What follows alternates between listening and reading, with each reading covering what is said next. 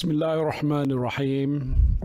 Assalamualaikum warahmatullahi wabarakatuh. Dan salam sejahtera. Saudara dan saudari rakyat Malaysia yang saya kasihi, apa khabar semua? Saya harap saudara dan saudari sihat walafiat. Pada 27 Mac yang lalu, saya telah mengumumkan pakej ransangan ekonomi prihatin rakyat atau prihatin yang bernilai 250 bilion ringgit. Saya tahu sejak beberapa hari yang lalu, Makcik Kiah, Pak Mail, Mr. Lee, Encik Mutu, Encik Johnny dan ramai lagi sibuk buat semakan kelayakan penerima bantuan prihatin nasional di laman sesawang LHDN. Bagi yang layak, bayaran dibuat mulai hari ini. Bagi mereka yang layak untuk terima bantuan tetapi nama tiada di dalam rekod LHDN, anda bolehlah buat permohonan baru. Caranya mudah saja. Boleh guna handphone masing-masing untuk buat permohonan secara online di laman sesawang LHDN. Isi maklumat yang diminta dengan jujur, tekan butang hantar dan tunggu bayaran dimasukkan dalam akaun anda. Bagi warga emas yang mungkin tidak berapa cekap menggunakan handphone, mintalah bantuan anak ataupun cucu untuk isi maklumat yang diperlukan. Sebaik saja prihatin diumumkan, saya telah terima banyak maklum balas daripada orang ramai. Ramai yang bersetuju dan menyambut baik pakej ransangan ekonomi yang diumumkan oleh kerajaan. Tetapi saya juga menerima maklum balas daripada persatuan-persatuan perusahaan kecil dan sederhana dan juga perniagaan kecil ataupun mikro yang meminta kerajaan meneliti semula manfaat yang mereka terima dalam pakej ransangan ekonomi tersebut. Saya terima surat, memorandum dan juga pandangan daripada banyak pihak. Ini termasuklah Persatuan Pengusaha Kecil dan Sederhana Malaysia, Dewan Perniagaan Melayu Malaysia, Majlis Tindakan Ekonomi Melayu, Gabungan Dewan Perniagaan dan Perindustrian Cina Malaysia, Usaha Nita dan banyak lagi. Rata-rata memberikan pandangan bahawa perniagaan mereka amat terjejas dan mereka memerlukan bantuan tambahan daripada kerajaan. Saya sedar bahawa PKS merupakan tunjang utama ekonomi negara. Sektor ini menyumbang lebih 2/3 daripada jumlah pekerjaan di negara ini dan hampir 40% kepada ekonomi negara. Oleh itu adalah penting kita pastikan sektor PKS dapat terus cekal dan mampan dalam menghadapi tekanan dan cabaran ekonomi yang melanda kita semua pada waktu ini. Antara cabaran utama yang dihadapi ialah masalah aliran tunai perniagaan berikutan pelaksanaan Perintah Kawalan Pergerakan. Selain itu, para pengusaha PKS juga berhadapan dengan isu birokrasi dan pentadbiran yang menghalang akses segera terhadap bantuan yang telah disediakan oleh kerajaan dalam pakej prihatin. Sehubungan itu, saya telah minta Menteri Kewangan untuk mengadakan sesi libat urus dengan pihak pengusaha kecil dan sederhana. Tujuannya ialah untuk mencari jalan penyelesaian kepada masalah yang mereka hadapi. Di pihak kerajaan, kita cuba bantu dengan sebaik mungkin. Dan hasil daripada semua usaha tersebut, saya dengan sukacitanya ingin mengumumkan langkah tambahan bagi pakej ransangan ekonomi prihatin rakyat atau prihatin tambahan, dan pakej tambahan berjumlah 10 bilion ringgit 10 bilion ringgit ini diharapkan dapat membantu meringankan beban keuangan PKS dan seterusnya menjamin 2/3 daripada jumlah pekerja di negara ini terus mendapat pekerjaan. Langkah-langkah tambahan yang diambil ialah: pertama, peruntukan bagi program subsidi upah yang diumumkan pada 27 Mac yang lalu akan dinaikkan daripada 5.9 bilion ringgit kepada 13.8 bilion ringgit, iaitu tambahan sebanyak 7.9 bilion ringgit.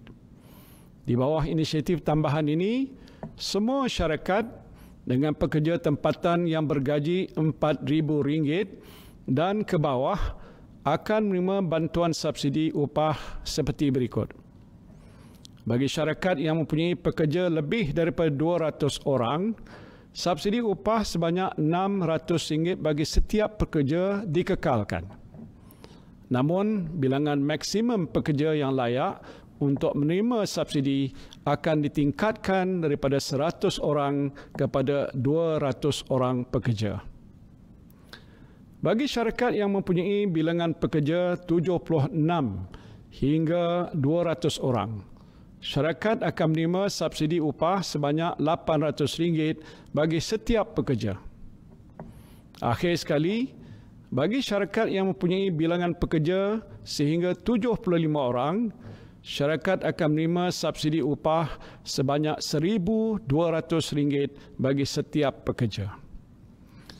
Melalui penambahbaikan ini, syarikat-syarikat akan menerima lebih banyak manfaat dan bantuan. Bantuan ini adalah untuk selama 3 bulan dan dikhususkan kepada majikan yang telah berdaftar dengan SSM atau pihak berkuasa tempatan sebelum 1 Januari 2020 dan mendaftar dengan perkeso. Justru kira-kira 4.8 juta pekerja dijangka akan mendapat manfaat daripada inisiatif ini. Bagi majikan yang memilih untuk menerima bantuan ini, mereka disyaratkan untuk mengekalkan pekerja mereka sekurang-kurangnya untuk tempoh 6 bulan. Iaitu dalam tempoh 3 bulan semasa menerima subsidi upah dan 3 bulan selepas itu. Kedua, mewujudkan geran khas prihatin berjumlah 2.1 bilion ringgit. 2.1 bilion ringgit bagi semua syarikat PKS mikro yang berkelayakan.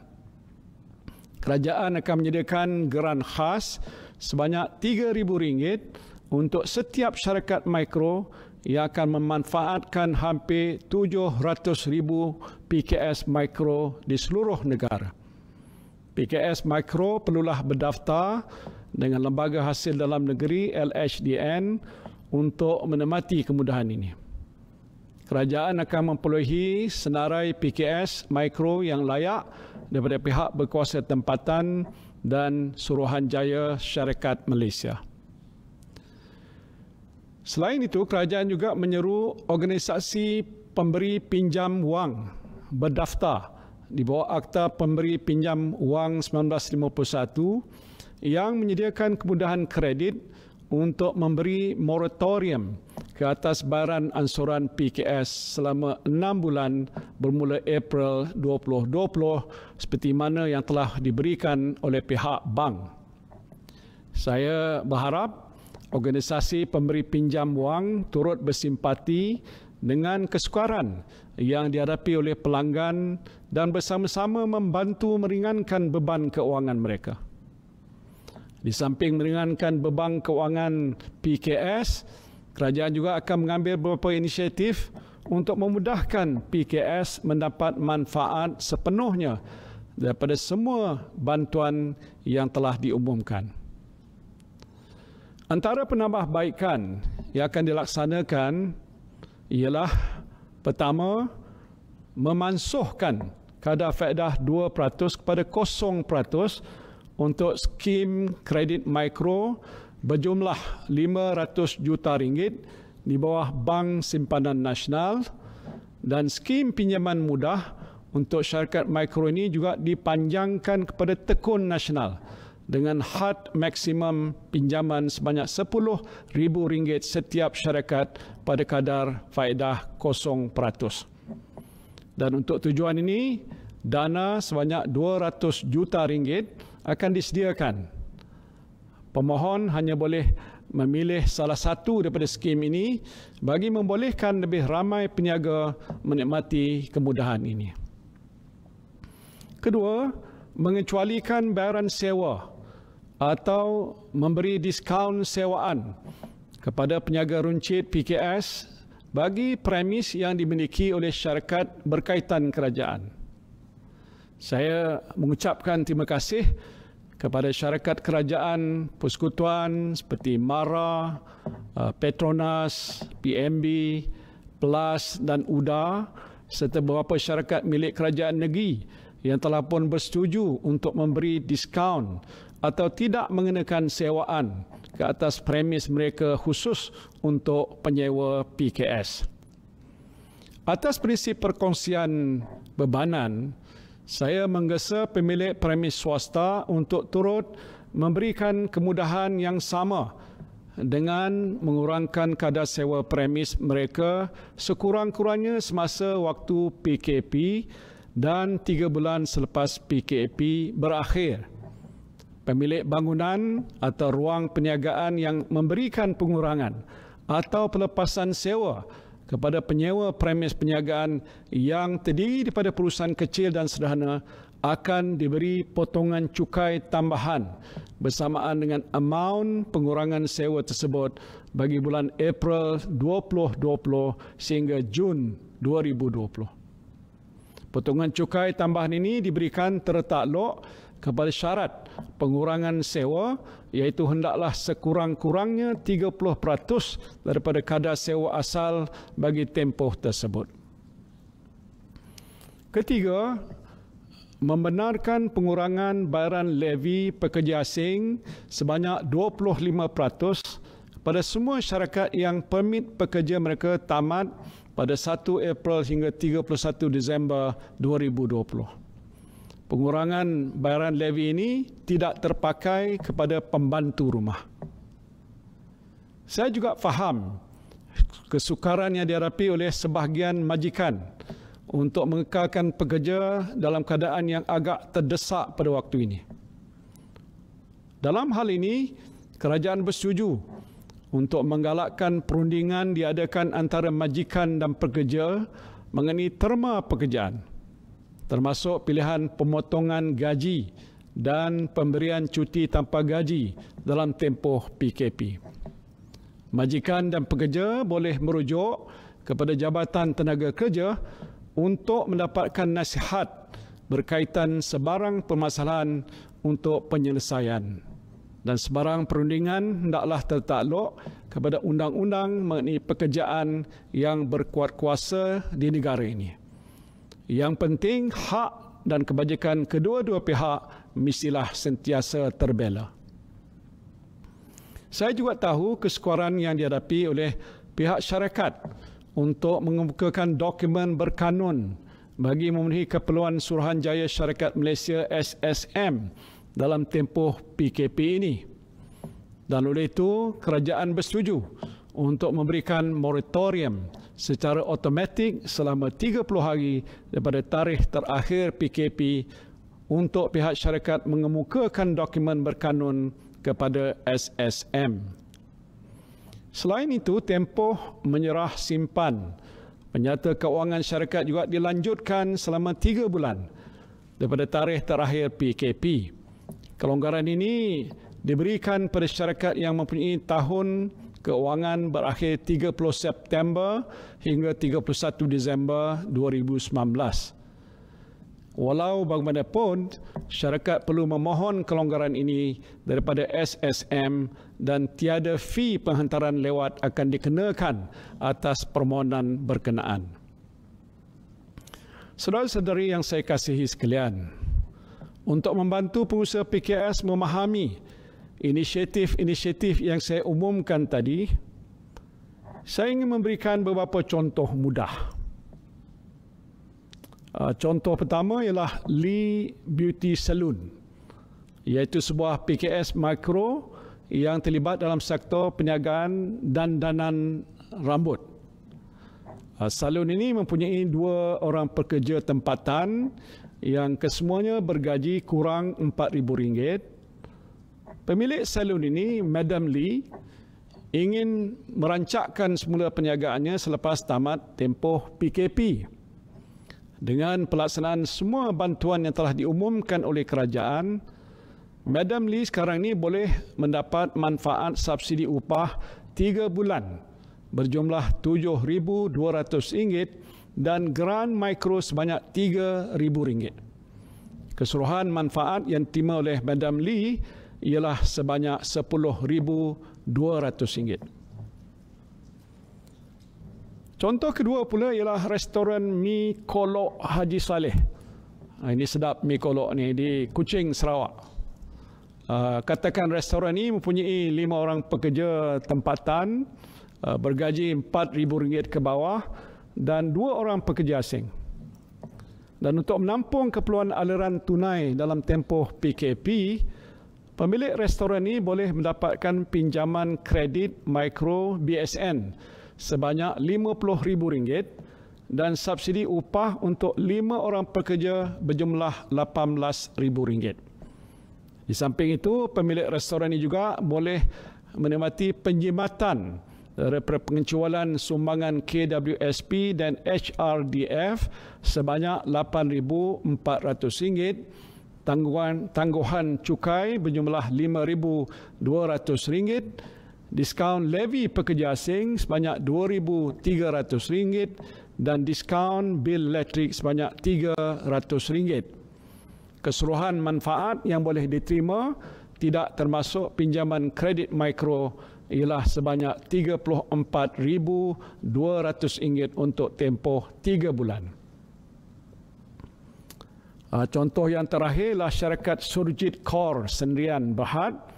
Syarikat ini adalah sebuah syarikat bersaiz kecil dalam sektor perkilangan perabot dengan 15 orang pekerja. 5 orang adalah pekerja tempatan bergaji RM4,000 ke bawah, 10 orang pekerja asing dan selebihnya pekerja tempatan bergaji lebih RM4,000. Bagi memastikan syarikat dapat menampung keperluan aliran tunai dalam tempoh PKP, syarikat Surjit Kaur boleh mendapatkan pinjaman Special Relief Facility SRF sebanyak RM500,000 dan subsidi upah berjumlah RM18,000. Selain itu, syarikat juga boleh menikmati penjimatan melalui pengecualian sumbangan KWSP dan HRDF sebanyak RM8,400, diskaun levy pekerja asing sebanyak RM4,600, tangguhan cukai PKP mikro sebanyak RM32,700 dan diskaun bil elektrik sebanyak RM100. Keseluruhan manfaat yang diperolehi oleh syarikat ini tidak termasuk pinjaman SRF ialah sebanyak RM63,800. Saudara dan saudari yang saya kasihi sekalian, untuk memastikan semua inisiatif prihatin dan prihatin tambahan dapat dilaksanakan dengan cepat dan lancar, unit laksana telah ditubuhkan di Kementerian Keuangan. Unit ini akan senantiasa memantau dan melaporkan perkembangan pelaksanaan semua inisiatif kepada Menteri Keuangan dan saya. Untuk menyokong penyampaian inisiatif prihatin, portal imsme.com.my yang dikendalikan oleh Credit Guarantee Corporation CGC dengan sokongan Bank Negara Malaysia bersedia untuk menerima permohonan pinjaman PKS yang telah saya umumkan tadi. Jadi, selain daripada memohon pinjaman terus daripada institusi perbankan, para pengusaha PKS juga ada pilihan untuk membuat permohonan pinjaman melalui portal IMSME. Portal ini juga menyediakan khidmat MyKNP, iaitu khidmat nasihat pembiayaan untuk PKS. Dalam kalangan perusahaan mikro dan kecil, Kerajaan juga mengambil kira kesan ke atas syarikat baru mula atau startups di mana sumber pelaburan syarikat turut terjejas. Syarikat startup merupakan faktor pemboleh ataupun enabler serta pendorong yang penting pada penggunaan teknologi dan kemajuan potensi modal insan bagi menjadikan negara ke arah IR 4.0 dan menjadi kepentingan startups. Kerajaan akan mempertimbang pelbagai inisiatif untuk merangsang sektor ini dalam tempoh yang sukar ini. Saya berharap pakej prihatin tambahan ini akan dapat melindungi pekerjaan anda semua di samping menjamin daya tahan perniagaan.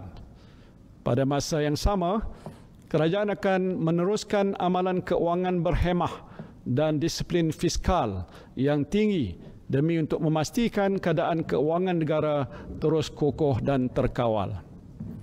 InsyaAllah apabila Parlimen bersidang nanti, kerajaan akan membentangkan rang undang-undang perbekalan tambahan untuk semua pakej rancangan ekonomi yang telah diumumkan. Saya memberikan jaminan bahawa kerajaan akan sentiasa telus dalam berbelanja dan semua tindakan yang diambil adalah berdasarkan pada peruntukan undang-undang dan perlembagaan persekutuan.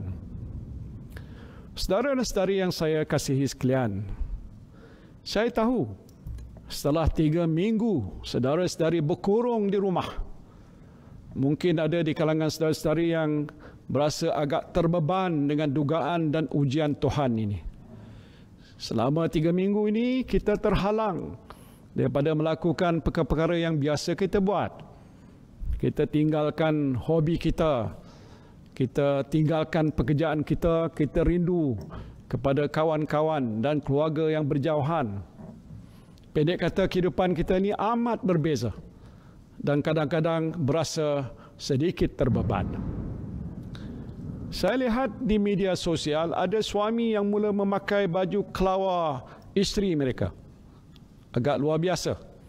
Ada yang mengayuh basikal dalam rumah. Ada juga yang mengubah ucapan saya menjadi lagu rap. Saya harap ini bukanlah kejadian yang pelik ataupun buang tabiat kata orang. Ini adalah sebahagian daripada kreativiti anda semua untuk menghilangkan rasa bosan duduk di rumah. Yang penting, saya fikir saudara-saudari mempunyai cara tersendiri untuk menghadapi dugaan dan ujian ini.